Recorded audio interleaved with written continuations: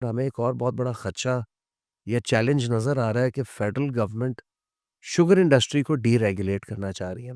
ہمیں سر اس میں اعتراض کوئی نہیں ہے، لیکن اس میں جو سب سے بڑا ہمارا فیئر ہے وہ جو یہ ہے کہ 4 ملین پہ ہو بہت جائے گی. کہ وہ بہت سارا کپاس کا رقبہ نہیں بہت سارا آپ بلکہ کا تو بچے گنے میں 8 چلا ملین والا ہے نا، وہ بھی ختم ہو جائے گا. وہ بھی ختم ہو جائے لیکن گا۔ یہ جو بچی کچی آپ کی اسپننگ ہے اس کا کیا ہوگا؟ وہ سر کچھ ایسے عناصر ہیں گورنمنٹ میں اینڈ کچھ مختلف ٹیکسٹائل انڈسٹری میں بھی کچھ ایسے عناصر ہے جو کہتے ہیں کہ سارا کچھ امپورٹ کر لو، ویلیو ایڈ کر کے ایکسپورٹ کر لو۔ کوئی سر اس بات کو سمجھنے کے لیے تیار نہیں ہے کہ ایک اسپننگ مل کے پیچھے 3 یا 4 جننگ فیکٹریز ہوتی ہیں۔ وہ 3 یا 4 جننگ فیکٹریز ڈیلی پھٹی اپنے ضلع یا علاقے کی غلہ منڈی سے لیتی ہیں۔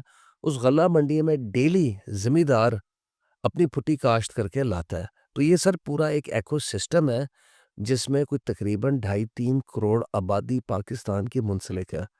آپ اگر تو ریڈی ہیں یہ اناؤنس کرنے کے لیے کہ ہم نے ان کو بے روزگار کرنا ہے تو 100 بسم اللہ، لیکن سر میں یہ ریڈی نہیں ہوں کہ ان کی جنگ ایپٹما نہ لڑیں۔ اور ایپٹما نے پہلی دفعہ تاریخ میں کسان اتحاد سے، پی سی جی اے سے الائنس کر لیا، ایف پی سی سی آئی کو بھی آن بورڈ لے لیا، اور ہم سر ایک نیشنل کاٹن پالیسی بنانے جا رہے ہیں ان سارے سٹیک ہولڈرز کو آن بورڈ لے کے، کیونکہ سر یہ ہماری فصل ہے اور یہ ہمارا اثاثہ ہے، ہمارے سے مطلب ملک کا۔